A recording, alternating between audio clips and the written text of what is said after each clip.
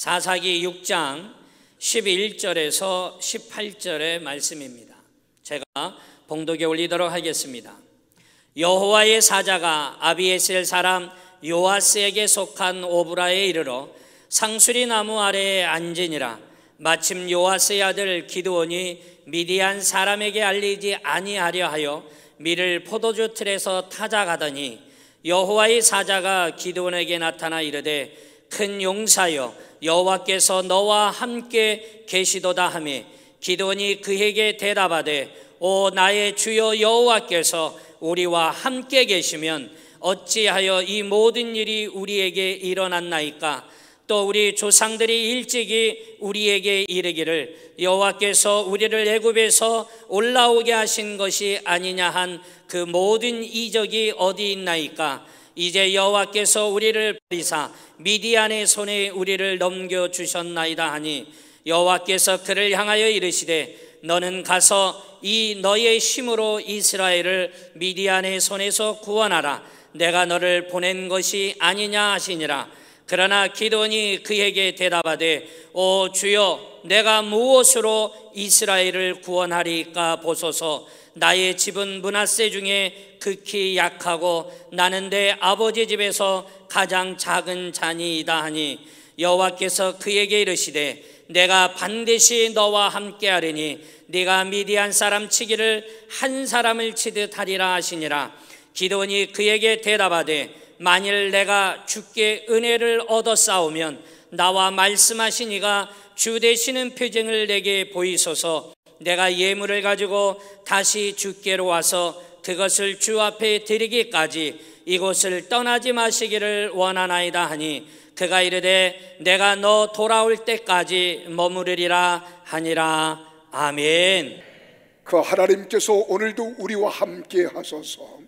이번 추석 명절을 통하여 고향, 부모, 형제 그리고 또한 친지를 만나고 또 귀성에 오른 많은 성도들이 있지만은 오늘 거룩한 성전을 찾아오신 여러분들에게 하나님의 큰 은혜가 함께 하시기를 주님의 이름으로 축복합니다. 오늘 저는 여러분과 함께 나와 함께 계신 하나님 따라합시다. 나와 함께 계신 하나님, 이 말씀의 은혜를 함께 나누고 싶습니다. 여러분, 정호승이라고 하는 시인이 지은 시 가운데 지푸라기라고 하는 시가 있습니다. 이 지푸라기는 우리 길거리에 너부러져 있는 것이 지푸라기예요. 때로는 쓰레기 같기도 하고 때로는 아무런 쓸모없는 것과 같은 존재 가치가 없다고 생각되어지는 것이 바로 지푸라기입니다. 이 지푸라기라는 시가 있어요. 나는 길가에 버려져 있는 게 아니다. 먼지를 일으키며 바람 따라 떠도는 게 아니다. 지푸라기라도 잡고 싶은 당신을 오직 기다릴 뿐이다. 내일도 슬퍼하고 오늘도 슬퍼하는 인생은 언제 어디서나 다시 시작할 수 없다고. 오늘이 인생의 마지막이라고 길바닥에 주저앉아 우는 당신이 지푸라기라도 잡고 다시 일어서길 기다릴 뿐이다. 물과 바람과 맑은 햇살과 새소리가 섞인 진흙이 튀어 허물어진 당신의 집을 다시 짓는 단단한 흙벽들이 되길 바랄 뿐이다. 여러분, 이 시를 저는 한 번, 두 번 제 가슴에 새기며 읽으면서 우리도 지푸라기 같은 인생이로구나. 아무런 쓸모없는 이런 인생인데 하나님께서 여러분과 나를 요긴하게 이 땅에 쓰시기를 원하시기를 주님은 지금도 기다리시는구나. 그러면 우리는 하나님 앞에서 그리고 세상 모든 사람들 앞에서 존재 가치가 얼마나 소중한가를 가르쳐 주신 이 시가 바로 오늘 이십니다. 여러분, 성경에서는 우리를 가르쳐 피조된 인간이다. 그러면 우리를 창조하신 조물주는 하나님으로 비유하고 있습니다. 그 하나님이 우리를 바라볼 때에 우리를 상한 갈대, 꺼져가는 등불이라는 말이 있어요. 이 말씀을 우리가 깊게 생각하면은 이사야서 42장 3절에 보면 그렇게 기록하지요. 상한 갈대를 꺾지 아니하며 꺼져가는 등불을 끄지 아니하고 진실로 정의를 시행할 것이며, 이 말씀을 기억하세요. 상한 갈대를 꺾지 않는다. 꺼져가는 등불을 끄지 아니하신다. 자, 이 말씀을 창조주 하나님께서 아주 연약하고 연약한 우리 인간을 얼마나 사랑하시는지 애정을 보여주시는 장면이 바로 이 말씀이 아닌가 하는 거예요. 상한 갈대와 같은 나, 꺼져가는 등불과 같은 나, 그래도 꺾지 아니하시고 끄지 아니하시고 다시 등불을 살아 일으키기를 원하시며, 부러져 있는 갈대일지라도 일으켜 세워 쓰시기를 원하시는 주님, 우리를 향한 주님의 애정이 얼마나 깊게 들어있는 말씀인가를 우리는 깊이 가슴에 담게 하는 말씀입니다. 우리 하나님이 어떤 하나님이시냐? 20세기 최고의 설교자이자 현대 기독교 지성을 대표하는 복음주의자, 영국이 낳은 존 스토트 목사님은 세 가지 은혜의 하나님을 노래합니다. 그 첫째는 모든 사람이 나를 향해 비난하고 손가락질을 해도 주님은 괜찮다고 해주시는 하나님이시다. 이를 깨닫는 것이 하나님의 은혜예요. 두 번째로는 모든 사람이 나를 떠나도 주님은 오히려 나를 찾아와 주시는 사랑의 하나님이시다. 세 번째로는 나의 모든 부분이 연약하고 부족하고 보잘것없어도 도와주시겠다고 손을 내미시는 하나님. 이 세 가지 하나님에 대하여 노래하고 은혜를 찬양하고 있습니다. 오늘 사랑하는 여러분, 이 시대에 우리 하나님은 나에게 어떠한 하나님이신가? 우리가 살아가는 이 시대 상황을 보세요. 환경을 보세요. 나라와 국가를 전 세계에 흐르고 있는 모든 것들을 바라보십시오. 전 세계는 지금 3차 대전이라는 전운이 맴돌고 있습니다. 우크라이나, 러시아 전쟁이 6개월이 넘고 7개월, 8개월이 접어들면서 여러분, 이제는 그 폭격에 의하여 원전 발전소가 균열이 가고 위험이 있다. 그래서 사찰단이 사찰을 해보니 위험이 있음을 예고했습니다. 또 가끔 러시아에서 던지는 말 한마디 한마디, 또한 여러분 북한의 김정은이가 던지는 말 한마디, 원자폭탄이라도 터뜨리겠다고 하는 이런 상황이 지금 감돌고 있다 이 말이에요. 그리고 전 세계는 지진과 홍수와 가뭄이 지금 깃들고 있습니다. 달러화는 높아지고 있습니다. 경제는 휘청거리고 있습니다. 국가적으로도 얼마나 지금 이 나라가 위기에 있는가. 우리는 평안하다, 안전하다 하지만은 우리는 남과 북이 갈라져 있는 특별한 대한민국은 체제 전쟁 중에 있음을 우리는 알아야 합니다. 약 70여 년 동안 세워진 대한민국이라고 하는 나라가 지난 문재인 정부의 5년 정권 속에서 사상 체제가 완전 우리는 뒤바뀌어져 있어요. 30년 동안의 전교조의 교육은 오늘 역사를 왜곡했고 역사를 뒤흔들어 놓고 있습니다. 그리고 우리 국민들은 또한 여기에 알게 모르게 젖어들고 있다는 거예요. 지금 우리 대한민국은 체제 전쟁 중에 있다고 하는 것을 우리는 감지해야 합니다. 경제는 어렵습니다. 여러분, 상황은 혼란합니다. 이럴 때에 여러분, 우리는 기도원이 살았던 시대의 상황과 비교해 보는 거예요. 여러분, 기도원이 살았던 이 시대의 상황을 보세요. 6절과 11절에 그 시대 상황을 이렇게 말합니다. 이스라엘이 미디안으로 말미암아 궁핍함이 심한지라. 이에 이스라엘 자손이 여호와께 부르짖었더라. 왜요? 4절에서 보니까 미디안이 이스라엘을 정복했어요. 하나님께서 범죄하는 이스라엘을 미디안 손에 넘겨주었습니다. 그랬더니 미디안에서는 진을 치고 가사에 이르도록 토지 소사를 멸하며 이스라엘 가운데 먹을 것을 남겨두지 아니하며 양이나 소나 나귀도 남기지 아니하고 다 가져간다는 거예요. 국민들은 가난에 시달리고 있습니다. 굶주림에 시달리고 있습니다. 내가 농사를 지어도 지은 농사를 내가 마음껏 타작하고 거두어 들여 배불리 먹을 수 없는 거예요. 이것이 11절에 기록된 말씀입니다.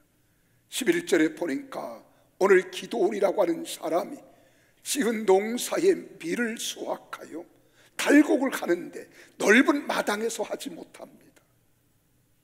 포도알을 가져다가 쟁기고 포도즙을 만드는 이 포도즙 틀 안에서 지금 밀을 타작하고 있는 거예요.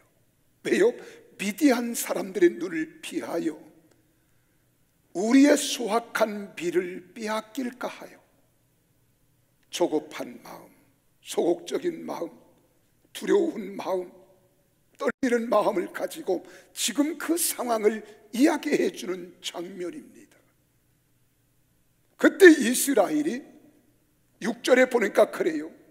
이스라엘이 미디안으로 말미암아 궁핍함이 심한지라. 이 이스라엘 자손이 여호와께 부르짖는 거예요. 하나님, 언제까지나 우리를 버려두시나이까? 언제까지 우리를 외면하시겠나이까? 언제까지 우리를 이렇게 미디안 이방인들에 의하여 짓밟힘을 당할 수 있도록 우리를 버리시겠나이까? 지금 그 부르짖는 거예요. 그러나 하나님이 생각하는 하나님의 생각은 기도원의 생각, 이스라엘 민족의 생각과는 달랐어요. 오늘 12절에 보니까 하나님의 생각은 이렇습니다. 여호와의 사자가 기도원에게 나타나 이르되 큰 용사여 여호와께서 너와 함께 계시도다. 지금 하나님의 생각을 하나님이 지금 기도원에게 말씀하고 있는 거예요. 너는 큰 용사라는 거예요. 너는 큰 용사다. 근데 역으로 오늘 기도원은 연약한 모습을 오늘 15절에서 말하고 있습니다. 표현하고 있습니다. 그러나 너는 큰 용사라. 여호와께서 너와 함께 계시도다 라고 하는 이 하나님의 말씀과는 달리 15절의 기도원의 생각을 보세요. 그러나 기도원이 그에게 대답하여 말합니다. 오 주여, 내가 무엇으로 이스라엘을 구원하리이까? 보소서, 나의 집은 므낫세 중에 극히 약하고 나는 내 아버지 집에서 가장 작은 자니이다. 이 말은 자기의 자존감이 없는 거예요. 자존감은 가장 약한 자, 연약한 자, 보잘것없는 자, 지푸라기 같은 자, 쓰레기 같은 자라고 지금 연약한 모습을 이야기하잖아요. 그럼에도 하나님께서는 기도원에게 말씀합니다. 너는 큰 용사라. 그렇습니다. 하나님이 용사라 하시면 큰 용사인 거예요. 능력자라 하시면 능력자인 거예요. 권세자이라 하시면 권세자인 겁니다. 우리는 우리 자신을 너무 비하시키지 마세요. 존재 가치에 대하여 너무 우리는 약하게 보지 마세요. 나 환경을 바라보고 상황을 보며 나의 조건과 모든 것을 보면 나는 보잘것없지요. 나는 연약하지요. 나는 나약하지요. 그러나 천지를 창조하신 하나님, 창조의 하나님, 능력의 하나님, 역사의 하나님, 그 하나님이 나와 함께 하시면 역사는 일어납니다. 사실 기도원이라는 이름의 뜻은 나무를 자르다, 쓰러뜨린다라고 하는 뜻을 가지고 있습니다. 더 나아가서 크다, 힘이 있다 라는 뜻도 가지고 있어요. 그래서 기도원에게는 두 가지 별명이 있습니다. 하나는 여룹바할이라는 말이 있어요. 기도를 향하여 여룹바할 그래요. 여러분도 별명이 있을 수 있잖아요. 어떤 애들은 깡개, 난 어렸을 때 깡개였어요. 왜 깡개냐? 우리 하숙을 치르시는 할머니가 배굴지 말라고요. 밑에다가 항상 쌀을 하고 그에 보리밥을 넣어요. 보리쌀을 넣어요. 그래서 쌀을 눌려가지고 신문지에다가 노란 이 누룽지를 싸주시는 거예요. 그다가 설탕을 살살 뿌려가지고서. 그래 학교에 가면 인기가 좋았습니다. 늘 누룽지를 가지고 온다고 해서 나를 깡개라 그랬어요. 깡개, 누룽지라 이 말이에요. 여러분도 별명이 있을 수 있잖아요. 근데 이 기도원의 별명은 여러분 바로 여룹바할이라는 거예요. 이 여룹바할은 여러분 무슨 말인 줄 아십니까? 바알과 다투다는 거예요. 그리고 또 하나 별명이 있습니다. 그것은 다른 것이 아닙니다. 바알 사냥꾼이라고 그랬어요. 이게 별명이에요.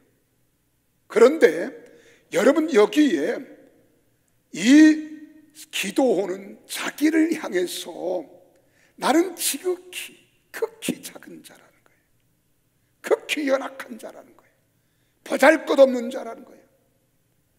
그런데 하나님이 보시는 장면은 그렇지 않아요. 너는 큰 용사라. 왜? 내가 함께하기 때문이라는 거예요. 그렇다면 기도원과 함께 하시겠다고 하시던 하나님은 어떤 하나님이시냐? 오늘 본문에 보니까 연약함을 아시고 기도원을 찾아오신 하나님이에요. 연약함을 아시는데도, 그는 보잘것없는데도, 극히 약한데도 하나님이 그 사정 형편을 다 알고 기도를 찾아오신 하나님이에요. 오늘 우리도 마찬가지입니다. 내가 배운 것이 없습니다. 가진 것이 없습니다. 힘도 없습니다. 몸은 병들었습니다. 할 만한 용기도 의지도 없습니다.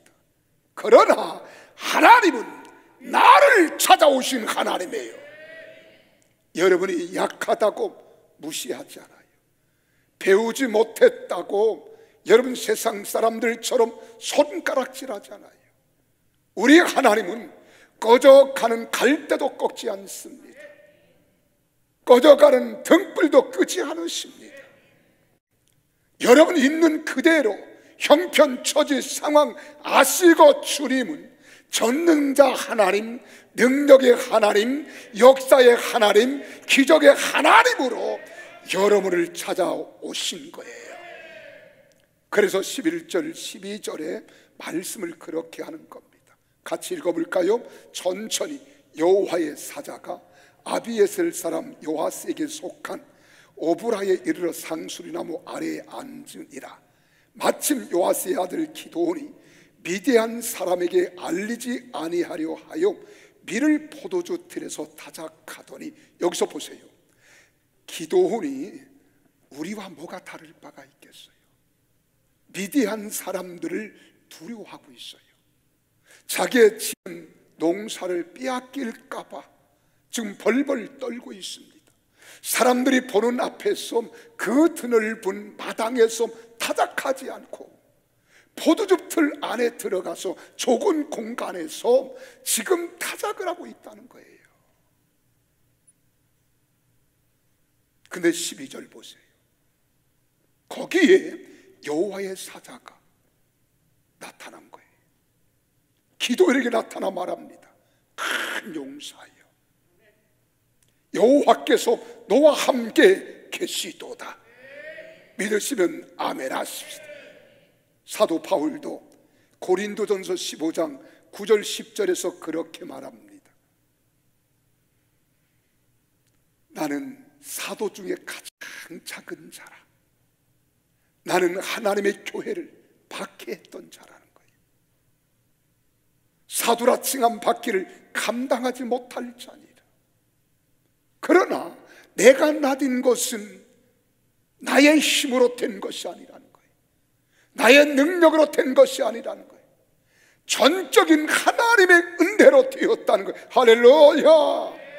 그렇다면 하나님은 연약한 자를 들어서 쓰시는 능력의 하나님, 그 하나님을 찬양합시다. 그 하나님을 경배합시다.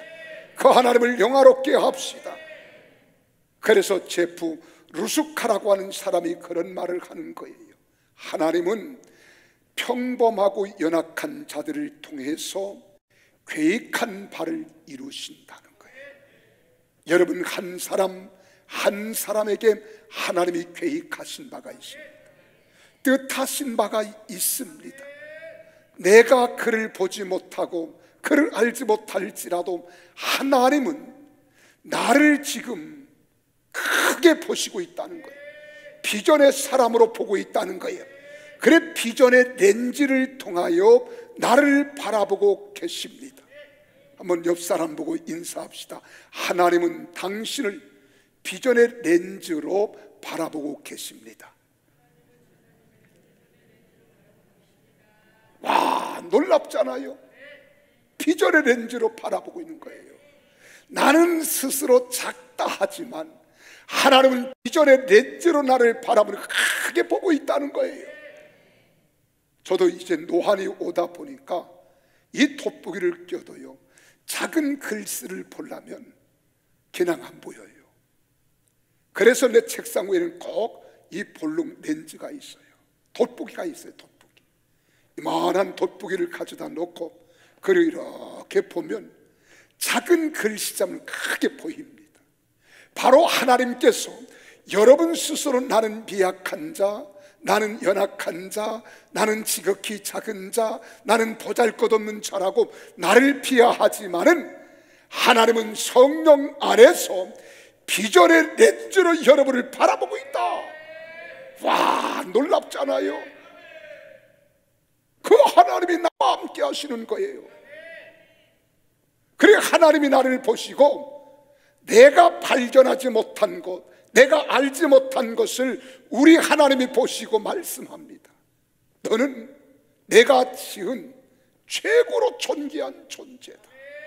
따라서 너는 내가 지은 최고로 존귀한 존재다. 믿으시면 아멘. 자, 우리 옆 사람 보고 인사할까요? 와, 집사님은, 권사님은, 형제 자매님은 하나님이 지으신 최고의 존재다. 지금 우리가 가져보세요.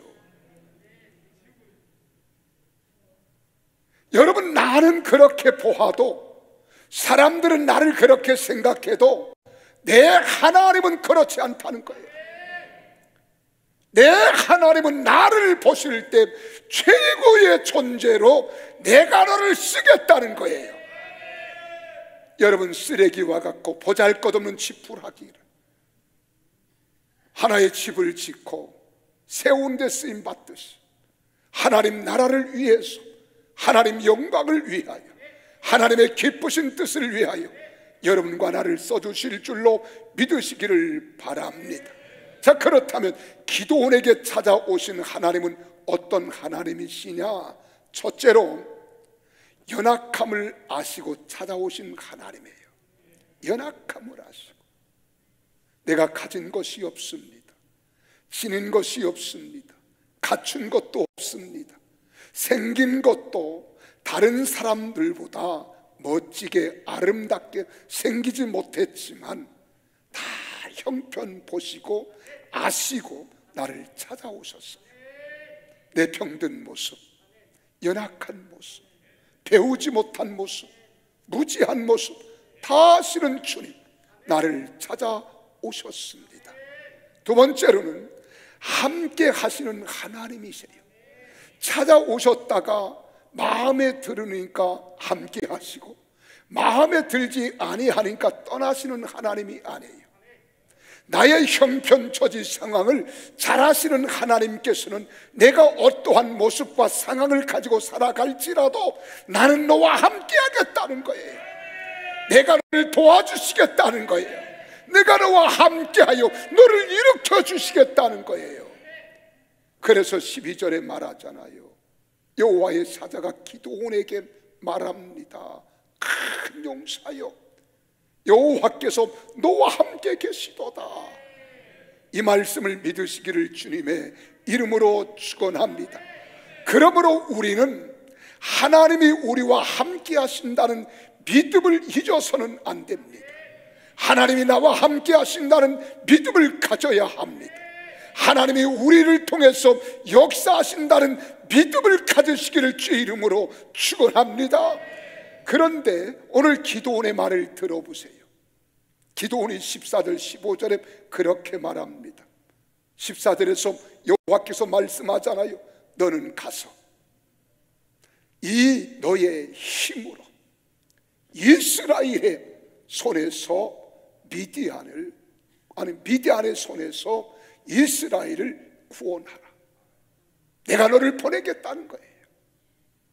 이야, 지금 미디안 군대, 미디안 사람들 때문에 두려움에 떨고 있는데, 무서워 무시무시하게 떨고 있는데 하나님께서는 말씀하는 거예요. 너는 가서 이 너의 힘으로 이스라엘을 미디안 손에서 구원하라. 너의 힘으로. 그때 기드온이 그렇게, 주님, 나는 힘이 없거든요. 나는 극히 연약하거든요. 나는 작은 자인데 어떻게 내가 할 수 있겠어? 근데 하라는 거예요. 네가 작지만 연약하지만 내가 함께 하겠다는 거예요. 내가 함께 하겠다. 그 15절 보세요. 기드온이 뭐라고 대답합니까? 오 주여, 내가 무엇으로 이스라엘을 구원하리까? 보소서, 나는, 나의 집은 므낫세 지파 중에서 극히 약하고요, 나는 내 아버지 집에서 우리 가족들 가운데에서도 가장 작은 자인데 나를 두고서 어떻게 하시겠다는 말입니까? 그랬더니 하나님께서 16절에 네가 말하는 것, 네가 생각하는 것 틀렸다는 거예요. 너 그렇게 생각하지 말라는 거예요. 너 약하다고 생각하지 말라는 거예요. 작다고 말하지 말라는 거예요. 내가 반드시 너와 함께 하리니, 하나님이 함께 해주신다는 거예요. 이 말은 구약성경 무려 114번 기록된 말씀입니다. 오늘 본문에서만도 2번이 기록되어 있습니다. 내 16절 말씀을 다 같이 읽겠습니다. 시작. 여호와께서 그에게 이르시되, 아니다. 이건 내가 쓴 말이에요. 아니다. 내가 반드시 너와 함께 하리니 네가 미디안 사람 치기를 한 사람 치듯 하리라는 거예요. 한 사람 치듯 하리라. 내가 함께하면 할 수 있다는 거 아니겠어요? 여기서 우린 두 가지 심리적인 요인을 찾습니다. 하나는 두려움이에요. 미디안 사람을 보면 나는 작고 나는 약하기 때문에 두려움이 있습니다. 그러나 하나님이 함께 하신다는 이 확신과 믿음이 있으면 담대함이 찾아오면서 마음의 평안이 생기는 거예요. 용기가 생기는 거예요. 그래서 여기에 단어가 두 단어인데, 하나는 야레라는 말이에요. 야레는 두려움이라는 말이에요. 샬롬이라는 말은 평화라는 말입니다. 그럼 두려움, 평화 정반대잖아요. 너는 너를 생각하고 너를 바라보고 너를 상황 속에서 자꾸 생각하면 너는 두렵다는 거예요. 왜? 미디어는 장대하거든요, 강하거든요. 근데 여기 기도원은 약하거든요, 작거든요. 그래서 두려워하는 거예요. 근데 하나님이 함께한다는 이 믿음이 생겨나니까 평안이 찾아오는 거예요. 평온해지는 거예요. 믿습니까? 그래서 이 말을 야레 샬롬이라 그런 거예요. 이 야레 샬롬이라고 하는 말은 두려운 가운데 평안이라는 거예요. 오늘 우리가 그렇지 않습니까? 우리가 세상을 살아갈 때 얼마나 두려워요. 할 수 없다고, 나는 못한다고, 우리는 지금 위기라고 두려움이 찾아오지만 하나님이 함께 하신다는 확신과 믿음이 있으면 내 마음에 평안이 찾아오는 거예요. 담대해지는 거예요. 그래서 야레 샬롬 이러는 겁니다. 여러분, 나와 함께 하시는 하나님은 나의 연약함을 아시고 나를 찾아오신 하나님 잊지 마십시오.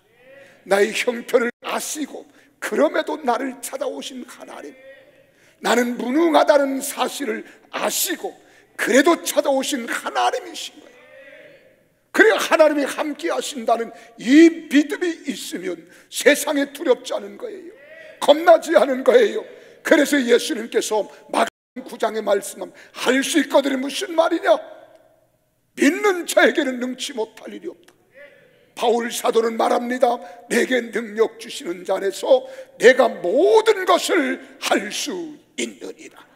나와 함께 하시는 하나님, 나의 형편과 처지를 다 아시는 하나님이 함께 하심으로 인하여 우리는 다 할 수 있습니다. 그래서 하나님을 찬양하는 거예요. 하나님을 노래하는 거예요. 우리 나의 하나님 함께 같이 불러볼까요?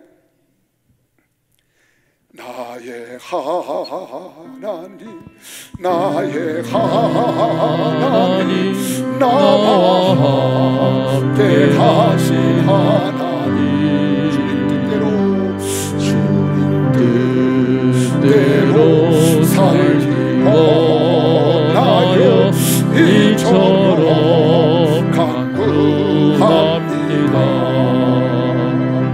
아버지,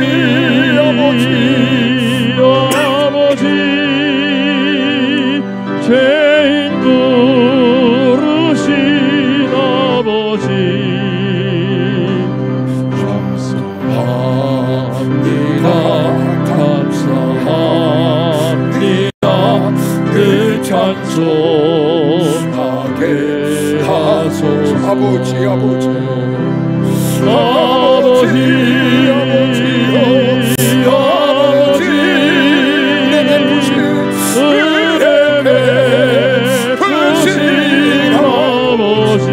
감사합니다, 감사합니다.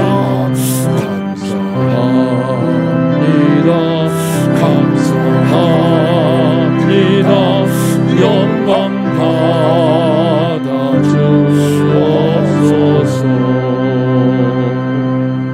하나님이 우리와 함께 하심을 믿으시면 아멘 하십시오.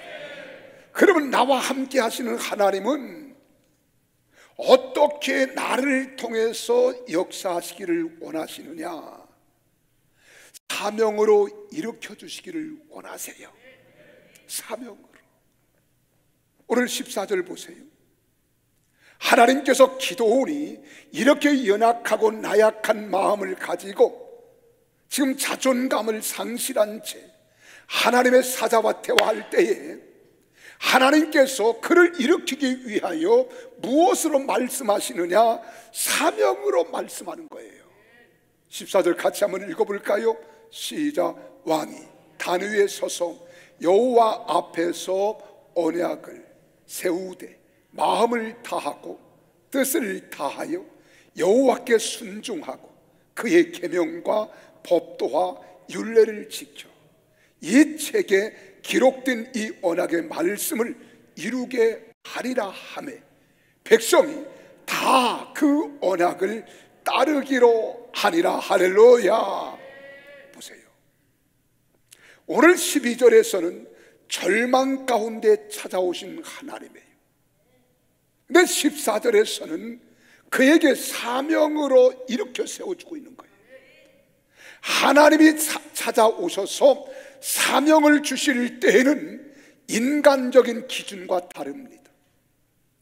나의 판단으로는 나는 더 이상 가능성이 없어, 나는 끝났어, 나는 더 이상 희망이 없거든, 나는 절망이야 라고 극단적인 생각을 가지고 자기를 포기할 때에 하나님은 찾아오셔서 사명을 주시는 거예요. 그래서 13절에 하나님은 기도원의 거절을 거절하십니다. 그리고 그를 포기하지 않으시고 끝까지 붙들고 있는 거예요. 끝까지 붙들고 계십니다. 여러분 지금 보세요. 우리는 코로나19가 2년 6개월 긴 터널을 지나왔어요. 그래서 이제는 코로나가 끝난 듯 했는데 다시 코로나가 기승을 부리고 다시 또 하나의 터널을 우리는 통과해야 하는 이런 상황에 있습니다. 그래서 약 2년 6개월이 지난 오늘에 모든 사람들의 상황과 심리적인 것을 보면은 이제 모든 것이 안일해졌습니다. 나태해졌습니다. 우리의 삶의 자세는 굳어졌어요. 일어날 힘도 용기도 재개해야겠다는 의욕도 다 상실했습니다. 그래서 포기하려고 합니다. 아니, 포기하며 신앙의 명맥만 이어가려고 하는 거예요. 그리고 못하겠다고 거절하고 있습니다. 그래서 전도도 안 된다가 아니고 못하겠다는 거예요. 봉사도 안 된다가 아니고 안 하겠다는 거예요. 그래서 거기에 여러 가지 이유가 나옵니다. 힘들다, 너무 고통스럽다, 바쁘다, 어렵다, 시간 없다. 근데 하나님 앞에 우리의 사명을 지금 우리는 접고 있다 이 말이에요. 그래 교사도 포기합니다. 찬양대도 앉을 생각을 하지 않습니다. 여러분 목자들이 목자 예배 드릴 마음가짐이 없습니다. 시도하려면 너무 힘들어요. 어렵습니다. 각 여선교회, 남선교회, 우리 안수집사회 모든 공동체에 임여권도 기도원처럼 거절하고 있어요. 그러나 하나님은 우리들의 거절을 거절하십니다. 그리고 그를 포기하지 않으시고 끝까지 붙드시는 거예요. 붙들고 있음을 믿으시기를 바랍니다. 여러분, 내가 힘들고 어려울지라도, 상황이 어려울지라도 하나님이 하시면 쓰시지 못할 사람은 아무도 없습니다. 하나님의 기적은 계속 일어나는 거예요. 능력의 하나님, 창조의 하나님, 기적의 하나님, 나와 함께 계신 하나님이십니다. 그 하나님이 말씀하세요. 에레미야 33장 2절에 일을 행하시는 여호와, 그것을 만들어 성취하는 여호와, 그의 이름을 여호와라 하는 이가 이같이 이르시도다. 너는 내게 부르짖으라는 거예요. 내게 나오라는 거예요. 그리하면 우리를 창조하시고 이 땅에 보내주셔서 부르신 하나님은 우리의 연약함과 모자람과 무지함과는 관계가 없습니다. 나와 함께 하신 하나님이 쓰시겠다면 하나님의 은혜와 기적은 계속 일어날 줄 믿으시기를 바랍니다. 나의 절망과 좌절로 인하여 포기하지 마십시오. 기적을 포기하지 마십시오. 능력을 포기하지 마십시오. 그래서 우리는 눈을 들어 은혜를 사모해야 합니다. 하나님의 살아계심을 믿고 하나님께 부르짖어야 합니다.